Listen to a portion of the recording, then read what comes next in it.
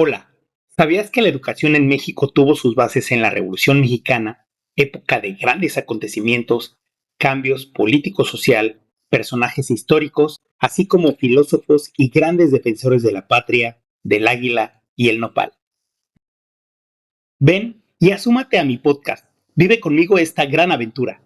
Soy Omar Martínez y juntos tomemos un shot de información para refrescar e hidratar esa mente ávida de conocimiento.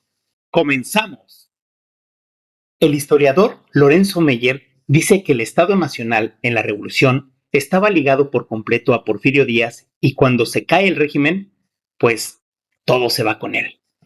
Este tuvo que reconstruirse. Con esto surgió un movimiento social muy fuerte con lemas legendarios como sufragio efectivo, no reelección. Es el resultado que conocemos del llamado Plan de San Luis. De igual manera, la frase tierra y libertad fue una visión y misión del Plan de Ayala. Con la Constitución de 1857 empezaba la reforma política dejando atrás la dirección oligárquica del país. Sí, antes solo unos cuantos tenían el poder. Ahora con la Constitución había un movimiento renovador de la sociedad. Por un lado, los profesionales, empleados, intelectuales, empresarios, artesanos, obreros y desempleados representaban la reforma política. Y por el otro estaba la reforma agraria, campesinos en contra de la expansión territorial. Hasta la fecha hay conflictos por las tierras, ya que los gobernantes se apropian de ellas sin razón, solo porque según no son de nadie, y ellos dicen, pues venga nuestro rey. El académico mexicano Mario de la Cueva nombró estos acontecimientos como la primera revolución social del siglo XX, pues se quería cambiar todo el sistema y beneficiar al pueblo dejando que participara este, y que no fuera un tema de intereses individuales de los grupos dominantes. El autor habla de justicia social conforme a la idea marxiana de dar a cada quien según sus necesidades. Al parecer, era algo implícito transformar el mundo social, pero siempre hay un pero, caray. No todos estaban preparados para reconocer su capacidad subjetiva y contemplar el beneficio explícito de lo que sucedía. O sea, ver con sus propios ojos y reflexionar acerca de lo que estaba pasando. Luis Cabrera, abogado, político, diplomático, escritor y periodista, define como causas del conflicto el caciquismo, el peonismo, ascendismo, extranjerismo y otras más actividades de los poderosos. Con toda esta bola de dimes y diretes, el Estado mexicano debía mantener un equilibrio de fuerzas sociales y legitimitarse permanentemente. En pocas palabras, decirles a todos, hey, recuerden que soy legal, no me vayan a querer sacar de la jugada, chavos. En este momento, los grupos de poder y las grandes masas se estaban mezclando y adaptando unos con otros. Mientras esto pasaba, llegaron los proyectos educativos de justicia y de desarrollo, en base a una política liberal y populista, las cuales estaban haciendo una ensalada de ideas, fusionando la cultura dominante con la trabajadora, firmando un disque equilibrio de compromiso. Así, a lo largo de los años 1910 a 1982, todo parecía muy bonito en el papel, dándole su lugar a las grandes masas, pero la realidad es que la clase dominante no da un paso sin guaracha. Se las ingenió para que todo pintara en igualdad. Y tómala. En realidad, estaba todo puesto para beneficiar sus propios intereses. Ya sabemos cómo se las gastan. En este periodo, la principal exigencia del pueblo era la justicia social usando la fuerza, mientras la burguesía exigía desarrollo para una mejor economía, acumulando riqueza y poder tener más poder, valga la redundancia. La idea de una justicia social y desarrollo nos lleva a pensar en la democracia política y filosófica.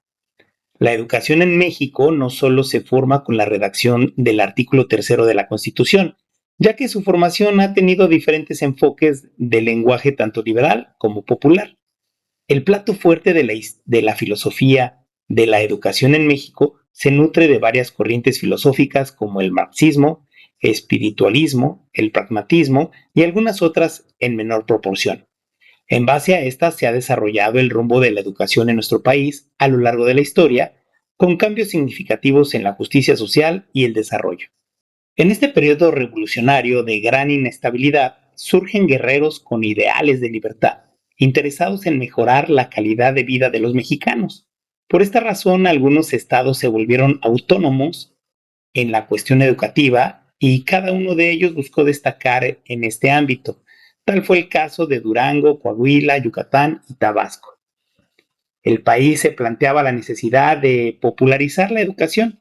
El Estado es quien debe asumir la organización y dirección de la instrucción de la niñez, otorgar mejores sueldos a los maestros, enseñar artes y oficios en las escuelas. También la educación elemental se hace obligatoria. Todo esto para lograr el desarrollo del país dentro de un marco de libertad y justicia social.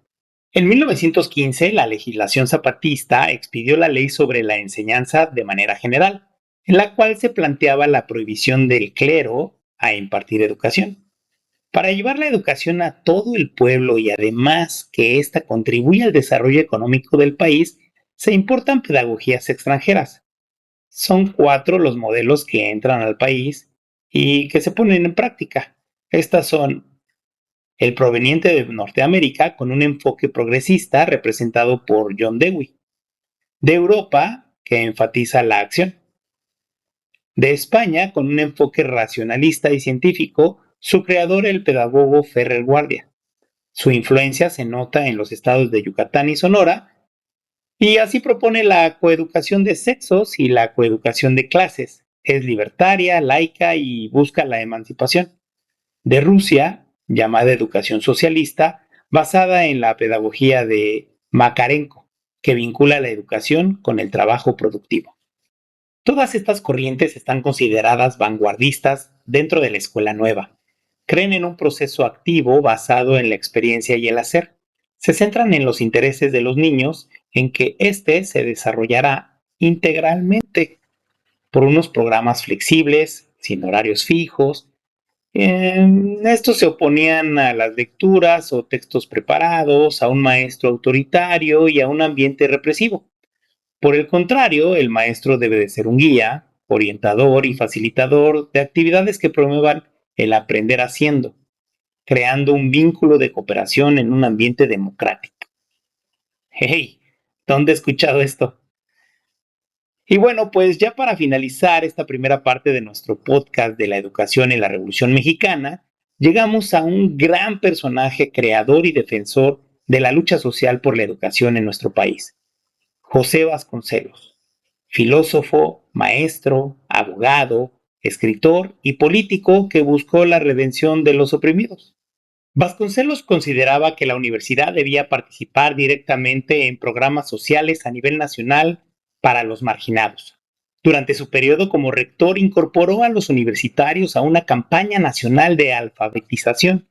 Para cumplir con sus objetivos, creía que los maestros debían ser verdaderos apóstoles.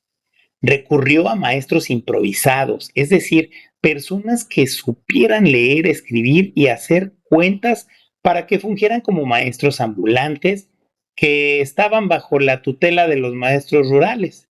Estos no recibían ningún sueldo, solo el reconocimiento de su labor a través de un diploma. ¡Qué caray! Eso se llama amor por el arte.